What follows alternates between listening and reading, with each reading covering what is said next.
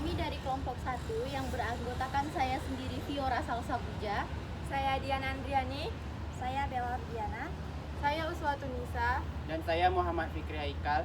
Di sini kami akan memberi reaksi terhadap suatu video yang membahas tentang permasalahan-permasalahan pendidikan yang ada di Indonesia. Dan selamat menyaksikan. Pengen banget ngasih semuanya untuk anak-anak kita karena kita sayang sekali. Masalahnya nggak semua yang anak kita butuhkan itu bisa dibeli pakai uang. Contoh kepercayaan diri. Buat gua kepercayaan diri itu kunci sekali. Kadang-kadang lu ngeliat orang-orang yang nggak ada bakatnya, tapi kok kayak bisa ada di TV mulu. Udah si kampret pede doang aja modalnya udah. Kalau ini ada orang bakatnya luar biasa, nggak punya pede, nggak kemana-mana. Maka percaya diri itu kunci sekali. Nah anak gua yang namanya Dipo, itu pernah ada kejadian gua nggak pernah lupa. Abis itu pendidikan tuh jadi sesuatu yang nempel banget di kepala gua. Waktu dia TK, sekarang dia kelas 1 SD. Tapi waktu dia TK 0 besar, ada masanya dia nggak mau sekolah. Terus gua, Gamila nanya sama dia, nggak pernah jawab. Muter-muter ada aja jawaban yang ngeles-ngeles gitu. Sampai akhirnya dia bilang, gue inget banget. Aku nggak mau sekolah, aku malu. Yang lain udah bisa baca tulis, aku belum, aku goblok. Itu anak TK 0 besar. Anak TK 0 besar nggak seharusnya ngomong kayak gitu. Emang dia nggak mesti bisa. Tapi beberapa SD yang ilegal tuh, ini ilegal nih nggak boleh nih. Ujian masuknya tuh pakai baca tulis. Maka beberapa TK suka ngajarin. Dipo tuh nggak harus bisa. Masalahnya yang lain udah bisa dan dia mengalami pressure itu. Terus ngebayang gak sih? I love my son, 6 years old, malu karena nggak bisa baca tulis. Sebentar gue pengen bilang sama anak gue bahwa gue pun mengalami hal yang sama. Karena tiap orang bakatnya beda-beda. Tapi toh pada akhirnya gue tahu bakat gue dan gue ketemu karir gue. Jadi gue bilang sama anak gue, nah gak usah sedih, ayah aja SD, SMP, SMA ranking paling bawah. Terus dia ngeliatin gue kayak,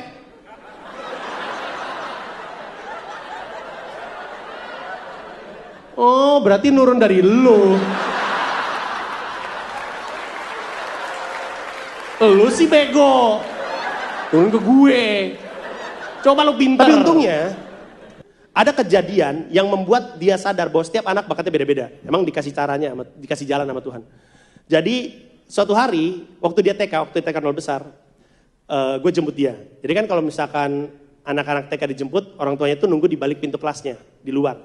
Gak boleh masuk ke dalam karena takut ngeganggu. Nah waktu itu gue jemput dia nih, ini semua ibu-ibu nih, kecuali gue sendiri bapak-bapak. Karena kan biasa entertainer kan jamnya beda ya sama orang-orang lain. Jadi mumpung gue bisa, gue jemput aja anak gue. Mama semua nih, kecuali gue. Pintunya kebuka, anak-anak pada lari keluar. Dipo ngeliat, dia teriak, ayah. Dia lari nyamperin gue, bawa kertas. Terus gue bilang, ini apa? Karena ada gambar. Ini gambar apaan sih gitu. Terus dia bilang, oh ini Conglin ngasih aku gambar.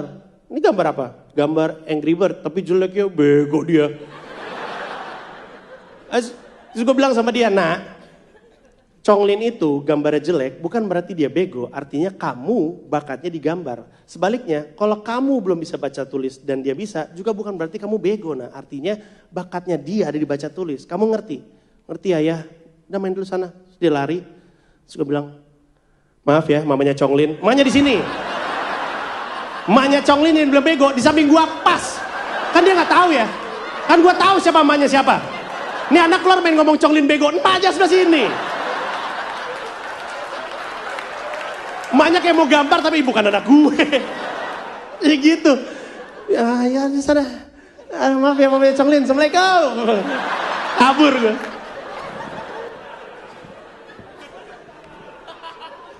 Jahatnya pendidikan di Indonesia adalah ketika setiap anak tidak bisa yakin bahwa dia berbeda dengan orang lain.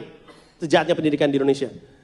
Bahkan Ki Hajar Dewantoro aja tahun zaman jebot gitu dulu udah pernah bilang bahwa padi nggak akan pernah bisa jadi jagung.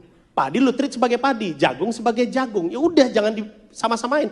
Masalahnya pendidikan kita semuanya harus distandarisasi. Itu kan masalah dengan UN. Itu dong masalah dengan UN. Wah, setiap sekolah beda-beda, setiap anak beda-beda. Tapi kalau lulus harus begini caranya. Kan gak fair. Itu kayak misalnya di hutan nih. Di hutan Tarzan bilang, gue mau cabut ke kota. Bosan gue di hutan mulu, gak ada yang bisa gue nikahin. Buluan semua. Cabut gue. Terus dia bilang sama hutannya, semua orang punya hak yang sama untuk menggantikan gua jadi pemimpin hutan ini. Tapi ada tesnya. Tesnya adalah suaranya harus keras-kerasan biar satu hutan bisa tahu. Kalau gorila mah gampang wah gitu. Singa wah gitu. Ayo tapir silakan.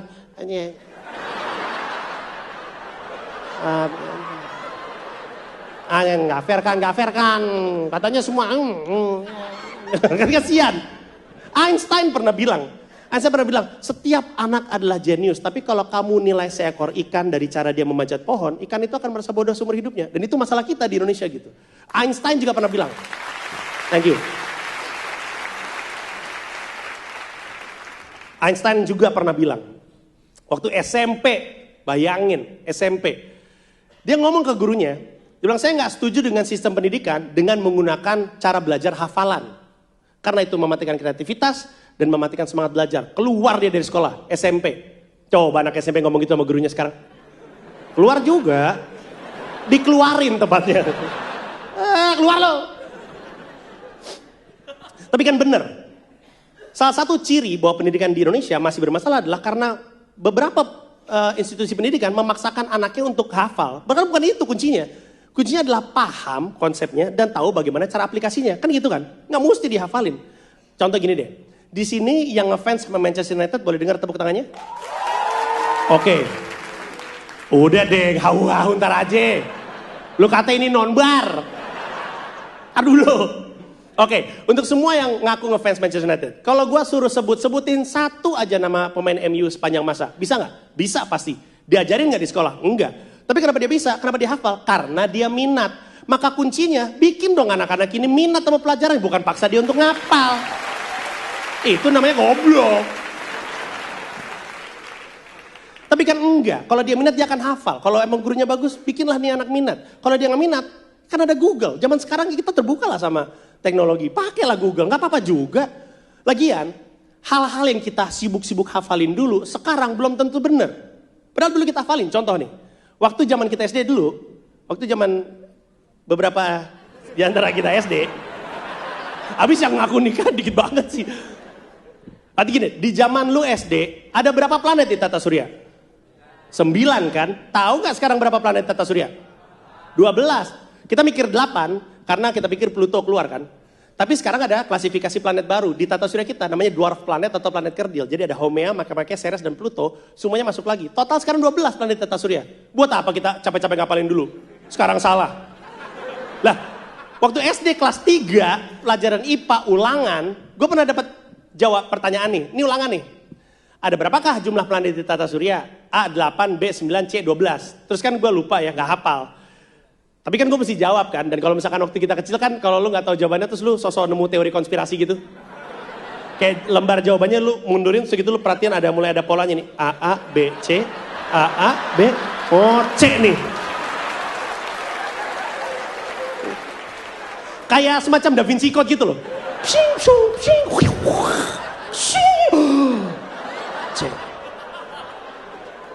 Gue percaya banget dulu dengan itu. Gue jawab C dong, salah. Ya kan? Dan dipermalukan gue sama guru gue. Karena ternyata cuman gue yang jawab C di kelas. Emang goblok gue kayaknya. Si guru gue, dia ngangkat lembar ulangannya bilang, anak-anak, masa Panji jawabnya 12? Satu kelas. Bayangin, selama ini gue pikir gue bego. Ternyata gue gak bego, gue visioner. Hah? Dan bingung. Banyak sekali guru yang gue alami semasa gue sekolah, seperti itu. Gue takut aja anak-anak gue masih ketemu sama guru yang seperti itu. Karena guru harusnya adalah idola kita. Kadang-kadang lebih sering ketemu sama guru daripada ketemu sama orang tua. Kita ketemu sama anak-anak kadang cuma malam. Nah ini anak-anak bisa ketemu dari jam 7, jam 2, gak tahu, jam 3, jam 4. Nah kalau misalkan dia kayak gitu, apa harapan anak kita untuk bisa gitu, untuk jadi anak yang paham sama pelajarannya? Sedih gue. Dan kayaknya guru-guru di Indonesia itu bingung gimana caranya mau bersikap gitu. Karena kalau misalkan dia terlalu baik, anak-anak suka ngelunjak. Emang banyak anak-anak kampret zaman sekarang. Banyak anak-anak ngelunjak, banyak banget. Tapi kalau misalkan dia nggak cari cara, nggak masuk nih. Akhirnya dia pikir, oh gue cara galak aja biar dia takut. Kalau dia takut, gue seselin, gue cejelin semuanya. Akhirnya guru-guru pada galak semua. Padahal untuk jadi guru idola, nggak harus galak. Baik, setelah menyaksikan video tadi, kami memiliki beberapa tanggapan terhadap isi dari video yang sudah ditayangkan. Adapun tanggapan dari kami, langsung saja mungkin akan disampaikan terlebih dahulu kepada Bella. Memang penting untuk meningkatkan kualitas pendidikan pada anak sejak dini. Tapi hal tersebut bisa tercapai jika anak tersebut memiliki kepercayaan diri pada dirinya sendiri.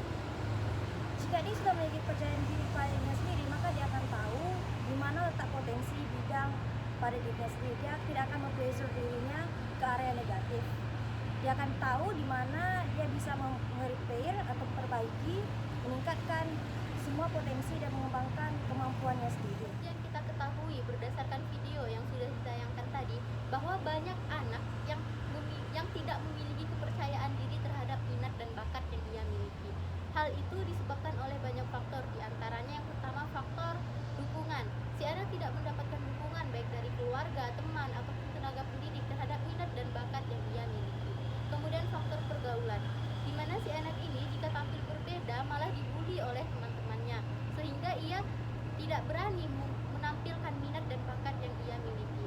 Oleh karena itu, kita sebagai seorang pendidik dan calon seorang pendidik, maka hendaknya membangun kepercayaan diri si anak dengan menanamkan rasa bahwa si anak ini memiliki potensi dan kemampuan yang berbeda dari teman lainnya, yang mana hal itu bukan menjadikan masalah di antara lingkungan sosialnya, tetapi hal itu adalah sebuah potensi yang harus digali dan dikembangkan. Dari sistem pendidikan di Indonesia dapat kita ketahui bersama bahwa banyak anak-anak yang tidak percaya diri dengan bakatnya, terlebih pada bakatnya yang berbeda. Misalnya banyak anak-anak atau teman-teman dari seorang anak ini dengan bakat yang sama, tetapi dia dengan bakat yang berbeda. Dia itu tidak percaya diri karena dia berbeda dari yang lain. Padahal dia bisa meningkatkan, seperti yang dijelaskan oleh Bella tadi, bahwa seorang anak dapat meningkatkan bakatnya, memperdalam bakatnya, itu juga butuh dukungan dari orang tuanya. Bukan seperti yang kita ketahui ya, banyak orang tua malah membanding-bandingkan anaknya dengan anak-anak lainnya yang bakatnya itu berbeda. Padahal seharusnya orang tua itu lebih mendukung bakat anaknya, sehingga bakat itu tuh bisa tumbuh dan berkembang dan menghasilkan misalnya olimpiade, misalnya berbakat olimpiade atau olahraga, itu bisa menimbulkan prestasi-prestasi yang lain bagi anak itu. Permasalahan selanjutnya adalah tentang teknik menghafal. Teknik menghafal ini tidak hanya dilakukan oleh murid, tetapi juga dilakukan oleh guru. Dalam teknik menghafal ini, semua sekolah seperti SD, SMP, SMA, bahkan sampai perguruan tinggi melakukan teknik menghafal tersebut. Ada pro dan kontra di dalam teknik menghafal ini. Bagi sebagian murid, mereka bisa menangkap materi dengan teknik menghafal dan juga belajar tentang soal-soal ujian dengan teknik menghafal juga. Tetapi ada juga sebagian murid, mereka lebih mudah untuk mendengar suatu informasi ataupun dari video ataupun dari penerang atau sebagainya.